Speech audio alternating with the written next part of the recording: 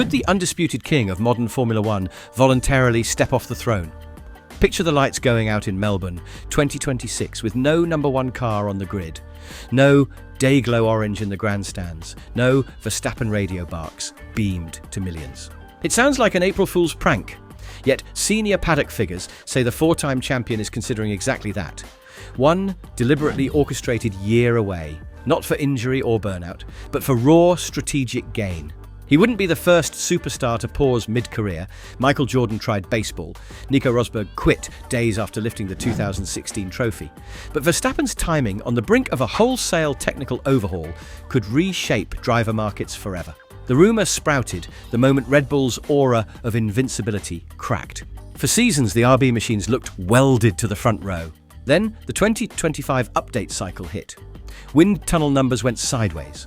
Rivals refined their ground effect secrets, and suddenly Verstappen's qualifying laps hid every deficiency.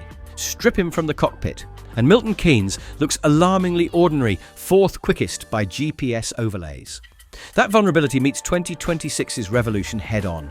Bigger hybrid batteries, a mandated 50-50 electric thermal split, and all-new active aerodynamics that replace today's DRS. Internal whispers say early simulator comparisons between Red Bull's RB22 concept and Ferrari's or Mercedes' prototypes produced uncomfortable heat maps, aero efficiency solidly mid-pack, ERS harvest lagging benchmarks. Verstappen himself sounded the alarm. If we start behind now, imagine the gap when everything resets. That single sentence rattled the factory more than any wind tunnel graph. A planned sabbatical flips the contract game on its head. Instead of negotiating from a seat he might want to escape, Verstappen could spend 2026 watching, gathering data like a scout. Every practice session becomes market research.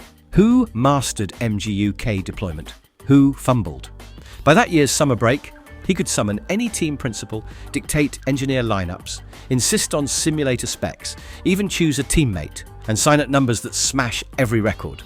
Agents have already christened it extreme free agency. Only Alain Prost's 1992 hiatus offers a distant precedent, yet even he signed Williams early.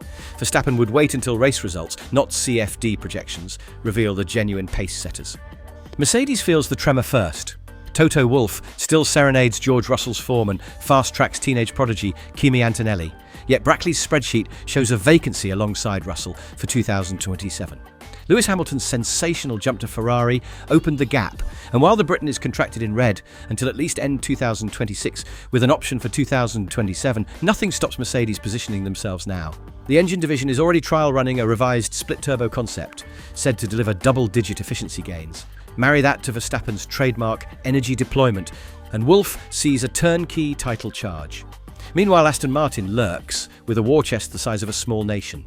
Saudi Arabia's PIF, already holding just over 20% of the road car company and funneling title sponsor cash through Aramco, has reportedly underwritten a $300 million three-year offer worth roughly $100 million per season. Lawrence Stroll has never hidden his desire to buy a championship.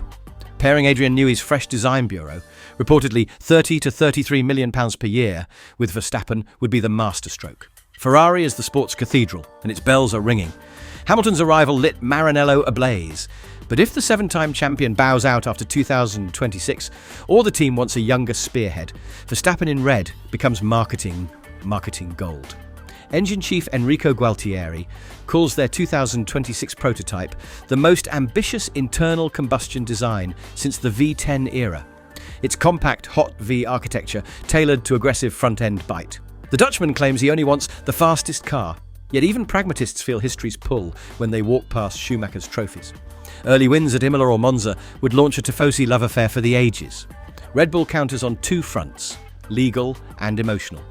Contractually, Verstappen is signed through 2028 with performance clauses blurred by NDAs. Emotionally, Christian Horner reminds everyone of Spain, 2016, an 18-year-old's first win. And CEO Oliver Mintzlaff insists the Dutchman owes a lot to the team that believed when others wavered. Yet sentiment rarely wins titles.